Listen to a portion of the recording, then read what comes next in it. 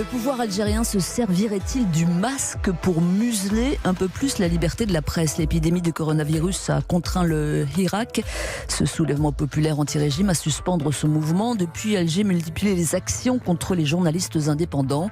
Hier, Khaled Drareni a été condamné à 3 ans de prison ferme au motif d'atteinte à l'intégrité du territoire national. De nombreux médiationnistes en Europe, en Amérique et au Moyen-Orient s'efforcent ces derniers jours, soutenus par des organisations fidèles à l'entité sioniste, de faire pression sur le gouvernement algérien concernant le dossier Khaled Drareni et sa bannière des droits de l'homme.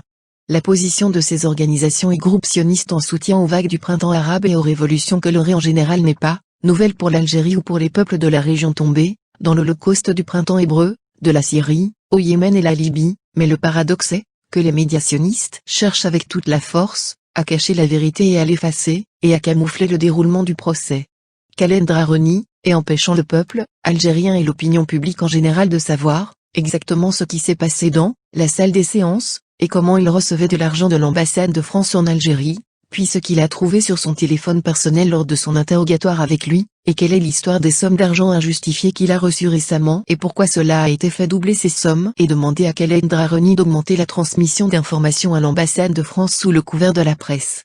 Il est juste de répondre à ces questions, avant de se prononcer sur le verdict contre Khaled Drareni de 3 ans de prison. Les médias sionistes au sein de l'entité, y compris le The Jerusalem Post, les médias sionistes en Occident et des voix sionistes en Algérie, se sont précipités pour scander le même ton portant la bannière de la défense de Khaled Drareni, a été jugé pour avoir reçu de l'argent de l'ambassade de France en Algérie et avoir travaillé pour les médias internationaux sans obtention d'une accréditation conformément à la loi sur les médias. L'hypocrisie et la politique de 2 poids 2 mesures sont la caractéristique des médias, sous l'influence du mouvement sioniste mondial, qui contrôle les médias. Sinon, qu'est-ce qui pourrait expliquer le silence de ces institutions médiatiques face au véritable problème de liberté d'expression lorsqu'il s'agit de journalistes défendant la vérité et les justes causes arabes, dont les problèmes des peuples de Palestine et de Syrie? Regardez ce que France Liberté a fait au comédien Dieudonné, et ce qu'elle fait avec lui à ce jour, à cause de ses moqueries des Juifs. La France a suspendu toutes ses affaires et même fermé ses comptes Facebook et Twitter. France, Liberté et Droits de l'Homme a poursuivi en 2014 le dessinateur français, de 80 ans, Maurice Sini, pour avoir créé une caricature du fils de l'ancien président Nicolas Sarkozy, converti au judaïsme. Le peintre, Sini, a été accusé d'antisémitisme et d'incitation à la haine. Ce dessin a été publié dans le journal Charlie Hebdo, et après sa publication, les responsables du journal l'ont licencié. La norme d'intégrité morale oblige tout journaliste, en Algérie ou dans une autre région du monde, à ne pas utiliser 2 poids, 2 mesures. Par conséquent, comment expliquer le silence des défenseurs de la liberté de la presse à l'égard de la décennie noire dans les années 1990, lorsque le meurtre en Algérie est presque devenu une identité? Ce jour-là, nous n'avons entendu aucune voix du mouvement des défenseurs de libérer Khaled Drareni. L'association de Julien Dray avec de nombreuses organisations étrangères, telles que SOS Racisme, qui a été fondée par Bernard-Henri Lévy, le parrain de la ruine arabe, et Julien Dray, un juif d'origine algérienne, considéré comme l'un des symboles du sionisme en France, n'est pas un secret.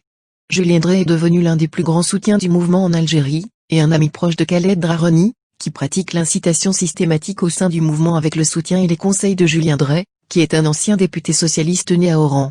Dans une vidéo qu'il a postée le 24 février 2019. Bonsoir, nous sommes le samedi 23 février. Et je voudrais m'exprimer au travers de cette vidéo au regard de ce qui est en train de se passer en Algérie. Peut-être certains le savent, peut-être d'autres ne le savent pas, mais l'Algérie pour moi c'est quelque chose de très important parce que j'y suis né.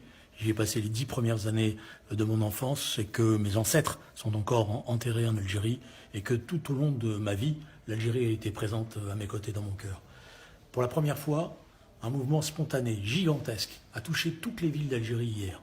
Le peuple algérien... Julien Dray a déclaré « Mon sentiment est de dire que ce sera une nouvelle révolution.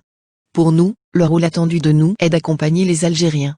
On sait que SOS Racisme est entré en Algérie, et a organisé des cours de formation pour les journalistes et militants algériens, en coopération avec l'organisation RAJ, dont Khaled Drareni, sous la supervision directe de son président, Dominique Sopo, qui a insulté le prophète Mahomet, paix soit sur lui, lors des événements de Charlie Hebdo.